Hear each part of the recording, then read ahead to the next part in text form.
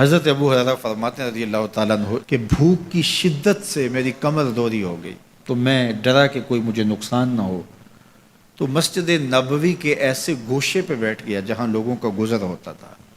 میرا خیال یہ تھا کہ کوئی شخص مجھے دیکھے گا اور دیکھ کر کے پہچان جائے گا کہ مسئلہ کیا ہے، لیکن جو بھی گزرتا سلام کر کے چلا جاتا، شاید اسے جلدی ہوتی، یا پھر ہستی پلکوں کے نیچے غم بھی پلتے ہیں، مگر کون دیکھتا ہے اتنی گہرائی میں۔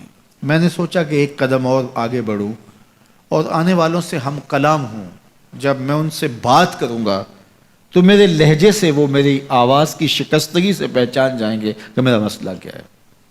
تو کہتے ہیں حضرت عمر رضی اللہ تعالیٰ عنہ آئے، میں ان سے کوئی مسئلہ شرعیہ دریافت کیا، لیکن شاید انہیں بھی جلدی تھی، انہوں نے مسئلہ بتایا اور آگے بڑھ گئے۔ میں پریشان تھا کہ حضرت سیدنا صدیق اکبر رضی اللہ تعالیٰ عنہ آئے، میں نے ان سے بھی قرآنی آیت کے بارے میں سوال کیا، لیکن وہ بھی جلدی میں تھے اور انہوں نے بس آیت بتائی اور آگے گزر گئے۔ تو فرماتے ہیں کہ میں ایک عجیب کیفیت میں مبتلا بیٹھا تھا کہ ایک جانب سے روشنی اٹھی اور دل و قلب و نگاہ کا مرشد اولین آ گیا۔ تو کہتے ہیں حضور آ گئے، تو چونکہ میری عادت بنی ہوئی تھی کہ میں ہر آنے والے سے مسئلہ ہی پوچھ رہا تھا، تو میں نے حضور سے بھی مسئلہ پوچھ لیا۔ تو حضور نے میری جانب دیکھا اور پھر زیر لب مسکراتے ہوئے بولے، ابو ہریرہ بھوک لگی ہوئی ہے؟ میں نے کہا جی حضور مجھے بھوک لگی ہے۔ کہا میرے پیچھے آ جاؤ۔ حجرات اقدس کی قربت میں حضور پہنچے تو اہل خانہ کو آواز دی کچھ کھانے کے لیے ہے؟ تو انہوں نے کہا دودھ کا ایک پیالہ ہے۔ مجھے فرمانے لگے ابو ہریرہ وہ جو صفہ کے چبوترے پہ بیٹھے ہیں جاؤ ان کو بلا لاؤ۔ کہتے ہیں دودھ کا ایک پیالہ، اور مجھے تسکین ہوئی تھی لیکن 70 آدمی بیٹھے تھے وہاں۔ خیر حکم تھا، میں بلا لایا، میرے ہاتھ میں دودھ کا پیالہ دیا، کہا ابو ہریرہ دائیں سے شروع ہو جاؤ۔ اب میں ایک شخص کو پیالہ دیا اور دودھ کو دیکھنے لگا، اور وہ سیراب ہو کے گٹا گٹ پینے لگا، اپنی بھوک اور پیاس مٹا چکا، اور میں نے دیکھا کہ ایک قطرہ بھی کم نہیں ہوا۔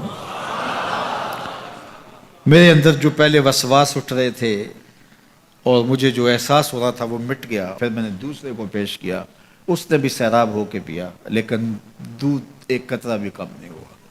پھر میں نے تیسرے کو دیا، چوتھے کو دیا، 70 آدمی دودھ پی گئے، لیکن دودھ میں سے ایک قطرہ بھی کم نہیں ہوا۔ لگتا تھا رب نے اس دودھ کا تعلق حوض کوثر سے جوڑ دیا۔ تو حضور نے فرمایا ابو ہریرہ، میں نے کہا جی حضور۔ فرمایا کون باقی؟ میں نے کہا حضور ایک آپ باقی اور ایک میں باقی۔ تو فرمایا اب تم پیو۔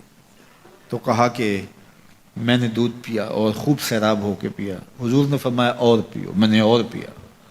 پھر فرمایا اور پیو۔ میں نے کہا مجھے قسم ہے اس ذات کی جس نے آپ کو حق کے ساتھ مبعوث کیا ہے، میرے میں ایک قطرے کی گنجائش بھی نہیں ہے۔ حضور نے میرے ہاتھ سے دودھ لیا اور خود نوش جاں کرتے ہوئے فرمایا ساقی القوم آخرہم شربا، قوم کا جو ساقی ہوتا ہے وہ آخر میں پیتا ہے۔ تو دودھ کا ایک پیالہ 72 لوگوں کے لیے کافی ہو گیا۔ یہ صحیح حدیث کے اندر حضور کا معجزہ موجود ہے، آپ نے بارہا علماء سے سنا۔ لیکن اس تربیتی عمل سے بھی کبھی غافل نہ ہونا کہ 2 جہاں کا سردار ہے اور 71 آدمیوں کا جوٹا نوش جاں کر رہا ہے۔ آج جب دولت پھیل رہی ہے، لوگوں کے پاس وسائل زیادہ ہوتے چلے جا رہے ہیں، تو ان کو ایک دوسرے سے گھن آنا شروع ہوتی ہے، برتن الگ ہوتے چلے جاتے ہیں۔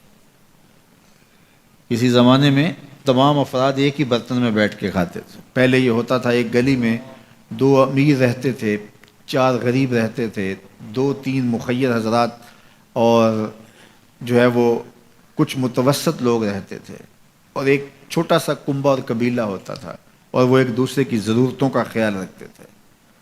پیسے زیادہ آ گئے تو اب امیروں کو اس گلی سے گھن آنے لگی، تو وہ وہاں سے نقل مکانی کر گئے، انہیں وہاں رہنا اچھا نہیں لگتا۔ یہ بات ذہن میں رکھیے گا کہ ہمارے دین نے ہمیں ایک دوسرے کے دکھ بانٹنے کی تلقین کی ہے، ایک دوسرے کے قریب ہو کے رہیں اور ان کی ضرورتوں کا خیال رکھیں۔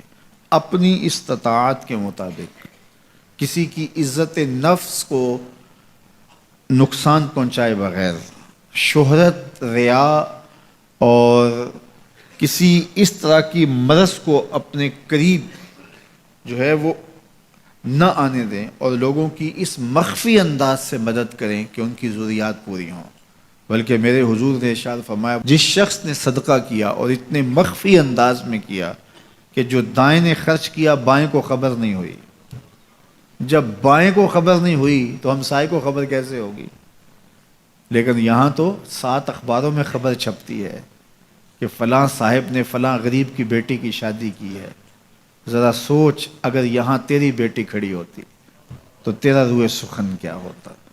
لوگوں کی غربت کا مذاق نہ اڑاؤ، لوگوں کے جذبات سے کھیلو نہ۔ اللہ نے اگر آپ کو کچھ عطا کیا ہے تو پھر لوگوں کی ضرورتوں کو پورا کرو، لیکن ان کے جذبات سے مت کھیلو اور لوگوں کی ضرورتوں کا پورا خیال رکھو۔